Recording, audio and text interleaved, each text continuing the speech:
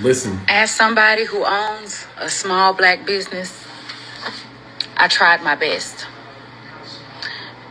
And I am going to tell you right now that the customer service is not the same. The business ethic is not the same. The quality is not the same.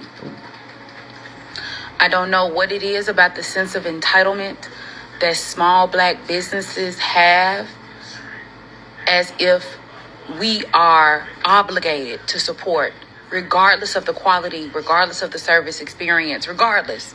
She's right, and I've said this before. The reason that we're expected is because black people have this unrelenting loyalty to being black. Hey, it doesn't matter how bad the service is. You're supposed to still support me because I'm black and you're black. This unrelenting loyalty to being black. It's a problem. And what she's saying is correct. Work ethics, generally speaking, not the same. Customer service, not the same. Let's see what else she had to say. Black contractors, quality, horrible. The moment that I hired a Latino contractor, A1, no problem. I have hired black-owned businesses, regardless if it is lawn care or repair. Can't depend on them. They don't show up on time.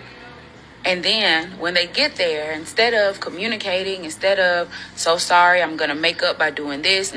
You know how it goes sometimes, sister. She's not lying, nor is she wrong. And this is the conversation black people don't want to have. Many of us would still prefer to sit there and blame the white man and talk about history and slavery and racism. The system, the system, the system. The system didn't make you show up late. The system didn't make you give bad customer service. The system didn't make you have bad skills. For example, I recently just bought some houses, 2 of them to be exact, and they needed some renovation. I plan to rent them out. So gotta get them renovated, gotta get them to pass inspection for code so people can live in them. Different counties and different states do it differently. So the houses that I bought are not in the state I'm in. There's a lot of inventory in that area at a good price. So I go on this app and I go looking for contractors in that area to help me get the work done I need. Remember, I'm starting blind. I have no contacts in this area. I do now, but I didn't at that time. The app I was using is called Thumbtack. Anyway, I reach out to a couple contractors. I need the walls painted, I need the floors redone, stuff like that. None of them get back to me. Then randomly, I get an email and a call from a guy on Thumbtack who saw I was looking for these services. So, he's asking me what I want to get done, and I'm telling him what I want to get done and all my goals are, and he's telling me, I can do all this. We can get all this taken care of. We can get you past an inspection. Everything will be good. He's a black guy. Well, I ask him some questions, learn a little bit more. I'm still new to real estate at this point. I'm still new to it, but going through it, asking him questions, figuring out about him. And I'm a person, I like to go. I like to do things quickly and get them done. So anyway, I decided to go with this guy, give him a chance. So the agreement is I would pay half up front and then I would pay half when he's finished. But before I agree to do anything, I drive down to this area, I meet him, we look at the houses, talk about some things, and then I go back home. So anyway, after that is when he sends me the contract with the numbers broken down. Well, not really numbers broken down, just a total price. But I asked him specific questions about everything I needed. Yeah, I got it, cool. All right. So I pay the first half, he goes and gets the supplies, he gets started on the houses. Or he has his crews or whatever that he says to get started on the houses. Nothing too bad's happened in the first couple days. He's like, before this though, he's telling me, hey, you're gonna get progress reports every day. I'm gonna send pictures, I'm gonna do this, I'm gonna do that. He didn't do that. But when someone promises you things without you asking, sometimes you have a feeling of being oversold. And I kind of had it, but I was like, what, I'm gonna give this guy a chance. He said, got some kids, I'm trying to get back on my feet, rebuild my business. I said, okay, I'm gonna give him a chance. Remember, this is a black guy. So anyway, long story short, one night I'm in bed and it's like 10:30 at night, okay? He calls me, by the way, the work is not done. He calls me saying, hey, my guys are getting the antsy. Can you, give me some money so I can pay them? They're kind of getting worked up. First off, he should have had that built into his numbers already. But I was like, okay, how much do you need? He was like, man, whatever you can send me, which was confusing because if you need to pay your guys, you would know how much you need.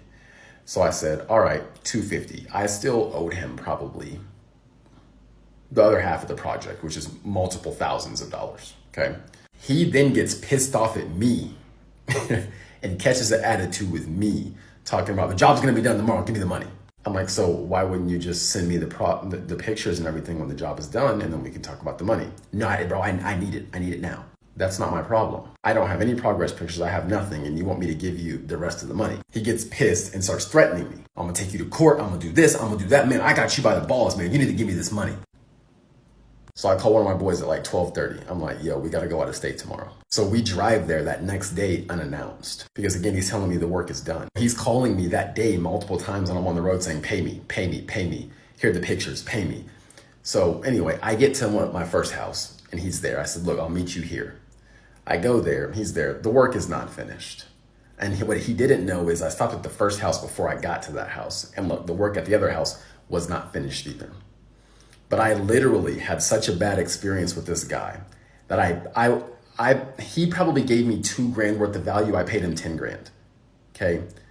I literally wasted another 4 to 5 grand just to get him out of my hair.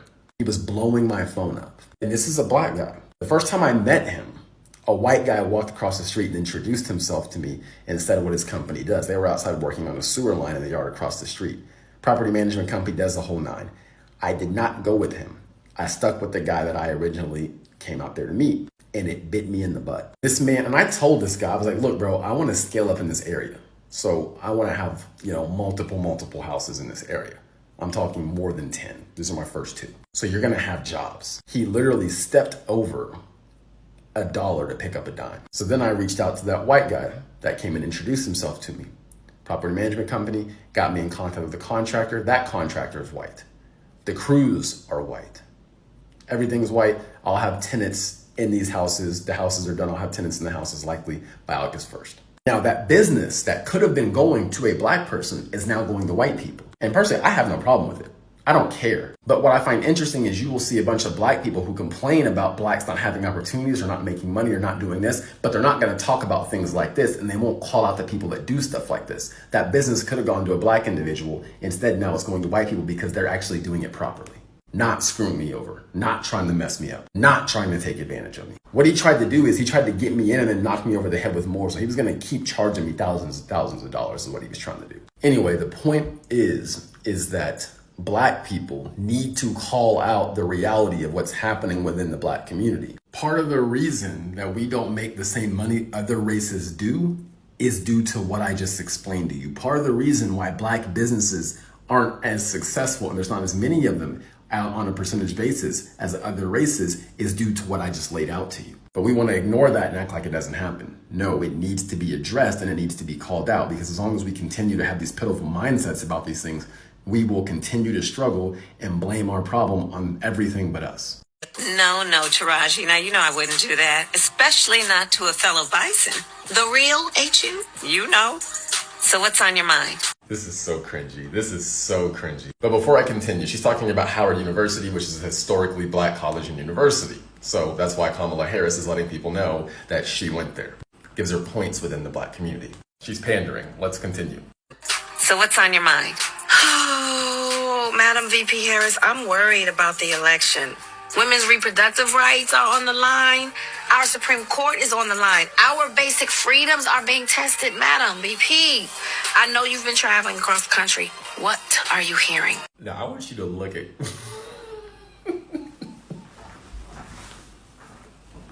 Look at Kamala Harris's response to this. Madam VP, I know you've been traveling across the country. What are you hearing? Yeah, girl, I'm out here in these streets. And let me tell you, you're right, Taraji. She out here in these streets, you hear? Bro, who approved this? Who? Bro, I can't. Bro.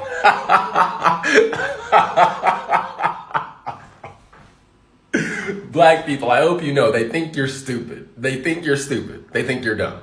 There is so much at stake in this moment. The majority of us believe in freedom and equality. But these extremists, as they say, they're not like us. They not. More pandering. So she says they not like us. Why? Because Kendrick Lamar came out with a famous song dissing Drake, and this is how black people have reacted to that song.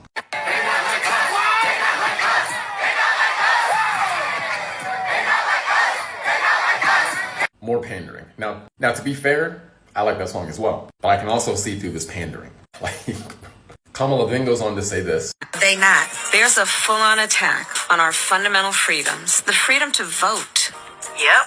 The freedom to love who you love. The freedom to be safe from gun violence. The freedom for a woman to make decisions about her own body, not having her government tell her what to do. She's lying. There is not an attack on your ability to vote. There is not an attack on you being able to love who you love. There is not an attack on your right to be safe because they don't want to ban guns. If anybody is attacking your right to be safe, it's Democratic politicians who are loose on crime. And there is not an attack on women's reproductive rights. When they struck down Roe v. Wade, it allows each state to decide what they're going to do in their state. An attack would be top down, the federal government just outright banning it. That's not what's happening. It's a very important issue to a lot of Americans, so the most fair thing to do is break it up so each state can decide how they want to handle it. They think you're dumb. She's gonna get out here, tell you she went to an HBCU, she's gonna tell you she out here in them streets, and she's gonna say they not like us, and lie.